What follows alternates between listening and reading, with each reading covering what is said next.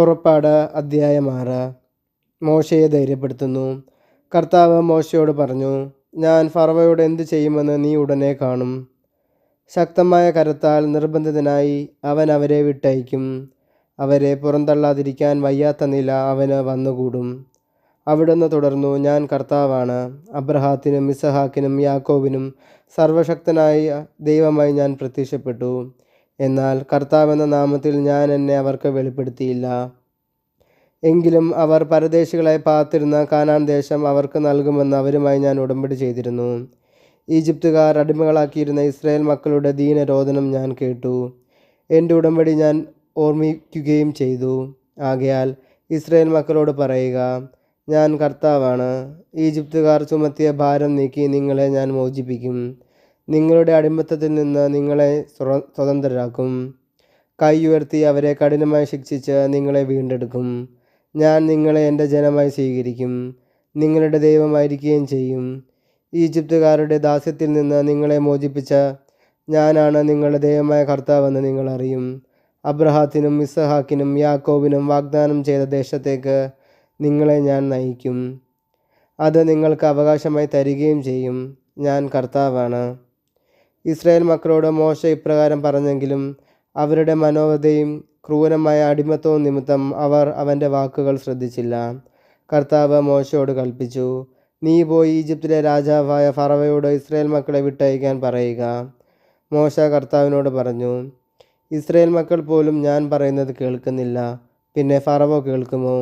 പോരെങ്കിൽ ഞാൻ സംസാരിക്കാൻ കഴിവില്ലാത്തവനുമാണ്. കർത്താവ് മോശയോടും അഹരോനോടും കൽപ്പിച്ചു, ഇസ്രായേൽക്കാരെ ഈജിപ്തിൽ നിന്ന് മോചിപ്പിക്കാൻ ഞാൻ നിങ്ങളെ നിയോഗിച്ചിരിക്കുന്നുവെന്ന് ഇസ്രായേൽ മക്കളോടും ഈജിപ്ത് രാജാവായ ഫറവയോടും പറയുക. വംശാവലി. മോശയുടെയും അഹരോൻ്റെയും പിതൃഗോത്രങ്ങളുടെ തലവന്മാർ ഇവരാകുന്നു. ഇസ്രായേലിൻ്റെ ആദ്യജാതനായ റൂബൻ്റെ പുത്രന്മാർ ഹാനോക്ക്, പല്ലു, ഹെസ്രോൻ, കർമ്മി ഇവരാകുന്നു. റൂബൻ ഗോത്രത്തിലെ തലവന്മാർ. ശിമെയോൻ്റെ പുത്രന്മാർ യെമുവേൽ, യാമീൻ, ഓഹദ്, യാക്കീൻ, സോഹാർ. കാനാൻകാരിയിൽ നിന്നുള്ള ഷാവൂൽ ഇവരാവുന്നു ശിമെയോൻ്റെ ഗോത്രത്തിലെ കുലതലവന്മാർ. കുലങ്ങൾ അനുസരിച്ച് ലേവിയുടെ പുത്രന്മാരുടെ പേരുകൾ: ഗർഷോൻ, കോഹാത്ത്, മൊറാറി. ലേവിയുടെ ജീവിതകാലം 137 വർഷമായിരുന്നു. ഗർഷോൻ്റെ പുത്രന്മാർ ലിബ്നി, ശിമെയി എന്നിവരും അവരുടെ കുടുംബങ്ങളും. കൊഹാത്തിൻ്റെ പുത്രന്മാർ അമ്രാം, ഇസാർ, ഹെബ്രോൻ, ഉസിയേൽ. കൊഹാത്തിൻ്റെ ജീവിതകാലം 133 വർഷമായിരുന്നു. മൊറാറിയുടെ പുത്രന്മാർ മഹിലി, മുഷി. തലമുറയനുസരിച്ച് ലേവിയുടെ കുടുംബങ്ങൾ ഇവരാണ്. അമ്രാം തൻ്റെ പിതൃ സഹോദരിയായ യോക്കെബേദിനെ ഭാര്യയായി സ്വീകരിക്കുകയും അവളിൽ അവന് അഹറോൻ, മോശ എന്നിവർ ജനിക്കുകയും ചെയ്തു. അമ്രാമിൻ്റെ ജീവിതകാലം 137 വർഷമായിരുന്നു. ഇസ്ഹാറിൻ്റെ പുത്രന്മാർ കോറഹ്, നെഫഗ്, സിക്രി. ഉസിയേലിൻ്റെ പുത്രന്മാർ മിഷായേൽ, എൽസഫാൻ, സിത്രി.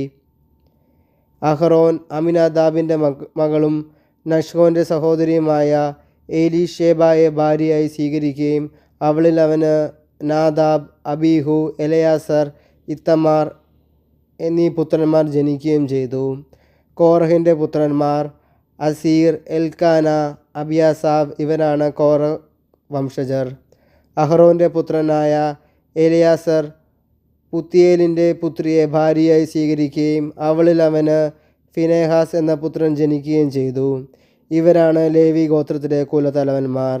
ഈജിപ്ത് രാജ്യത്ത് നിന്ന് ഇസ്രായേൽക്കാരെ സംഘമായി പുറത്തു കൊണ്ടുവരികയെന്ന് കർത്താവ് കൽപ്പിച്ചത് ഈ അഹറോനോടും മോശയോടുമാണ്. ഇസ്രായേൽക്കാരെ ഈജിപ്തിൽ നിന്ന് പുറത്തു കൊണ്ടുവരാൻ വേണ്ടി ഈജിപ്തിലെ രാജാവായ ഫറവയോട് സംസാരിച്ചത് ഇവരാണ്. ഈജിപ്തിൽ വെച്ച് കർത്താവ് മോശയോട് സംസാരിച്ച ദിവസം അവിടുന്ന് ഇപ്രകാരം അരുളി ചെയ്തു, ഞാൻ കർത്താവാണ്.